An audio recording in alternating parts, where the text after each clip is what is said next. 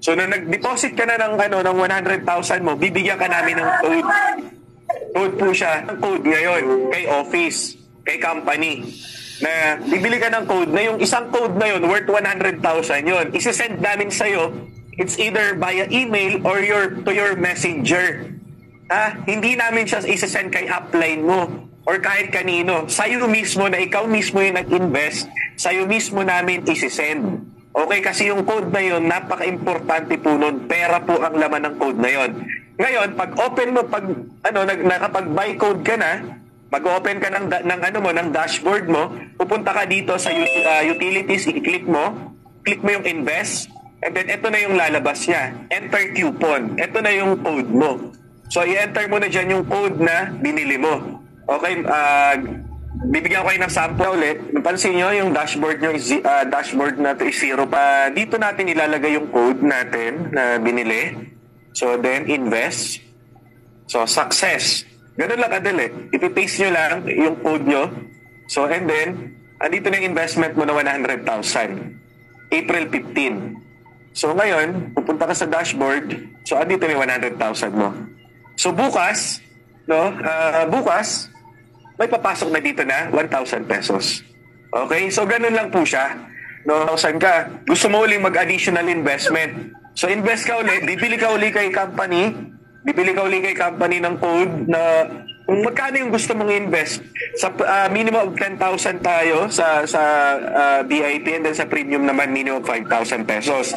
So, like sa example, bumili ka ng code kay company na worth 20,000. So, automatic, i-paste mo yung code dyan. So, then, success na. Investment submitted successfully. So, ganun ka-bilis, ganun ka-friendly use yung system natin. So, pag tinignan mo sa dashboard mo, 120,000. Yung total na in-invest mo. So, pwede ka naman sa amin, pwede ka naman mag-buy code sa amin ng kung magkano yung gusto mo. So, yun, ganun mo lang sasabihin. Ganun ka lang kabilis mag-invest dito kay Trade 101 once na meron na tayong system.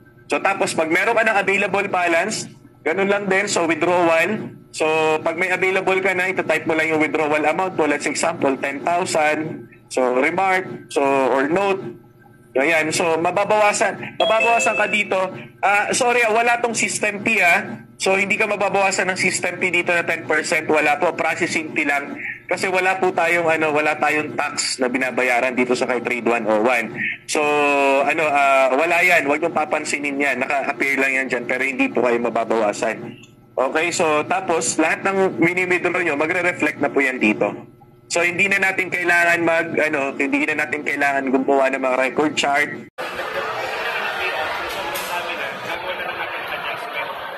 I-adjust na lang natin date by date. So, for example, kung mag-payout mo ngayon, tapos ang pinag-drop mo pala is hindi pa yung date na ngayon. So, yung mga premium pa. So, mag-apply ka na. So, antayin ko lang kasi darating naman yung point na katama din naman yung sa date ko. Kasi kapag nagkasabay-sabay na kasi lahat, malaki. Eh, siyempre, iwasan natin yung pagsigapak. Kasi siyempre na may dami sa dito. So, siyempre, yung pinaghirapan ko, baka mag-twist din. Diba? So, tapos siyempre, kayo, pinag-invest ko, yung protect din yung pera nyo. So, kaya siyempre, sa question sa akin. So, may ibang 2020 na question nyo. Tapos, itong 2025 na question na naman sa DTI, habang kausap ko yung DTI, pinag-usap ko na kayo ng pera. Ibang account. For security lang din. Kaya yun ang ginagawa natin na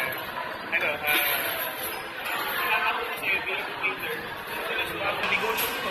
Kung kailangan yung negosyo ko, tutukan ko na maligid. Kailangan yung negosyo ko, mapalago ko. Kung negosyo ko kayo, kailangan ko yung palago Sumagawa ko. So hindi ka nag-i-invite, ayaw din ka sa networking kasi ayaw nag-invite. Pero okay na. Kailangan nila mag-purchase ng package para magkaroon sila ng account. Hindi tayo networking account to. Ngayon naman, pag nag-invest naman yung client mo sa networking, may referral pa. Referral lang. So, ngayon, para naman sa masisipag na nag-network, so, tapos mag-investment. So, habang inaantay mo yung income monthly, sigurado na may 30% at least kung magkano yung capital na pinitawan mo sa trading. So, maybe work out mo yung networking. Habang wala, hindi mamamatay yung oras. Ganun natin in-decide.